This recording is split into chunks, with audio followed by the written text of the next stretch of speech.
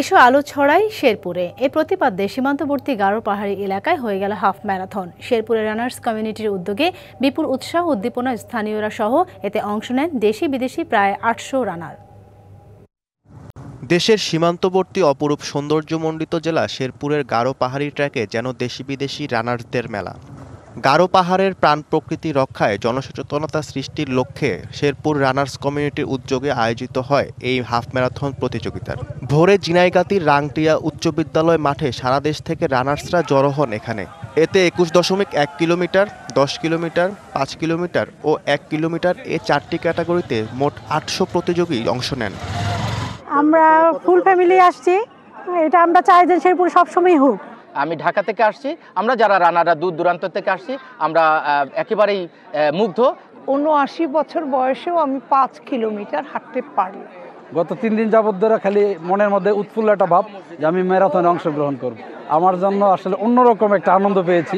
এই ধরনের আয়োজন জেলার পর্যটনের উন্নয়ন ও জনসচেতনতা বাড়াতে ভূমিকা রাখবে বলে আশা দেশসেরা রানার্সদের।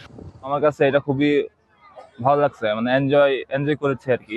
আলহামদুলিল্লাহ অনেক ভালো ছিল, সার্বিক ব্যবস্থাপনা আলহামদুলিল্লাহ অনেক ভালো ছিল। আমরা হিজড়া জনগোষ্ঠী, আমরা হিজড়াদের মধ্যে আমরা ১০ জন আসছি।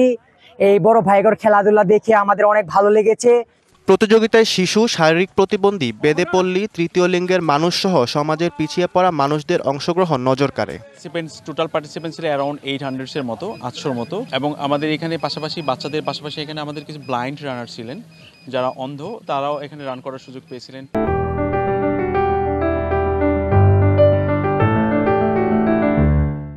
এমন আয়োজনে সর্বাত্মক সহযোগিতার আশ্বাস জেলা প্রশাসনের। আর প্রতি বছর এমন আয়োজন করার প্রত্যয় আয়োজকদের।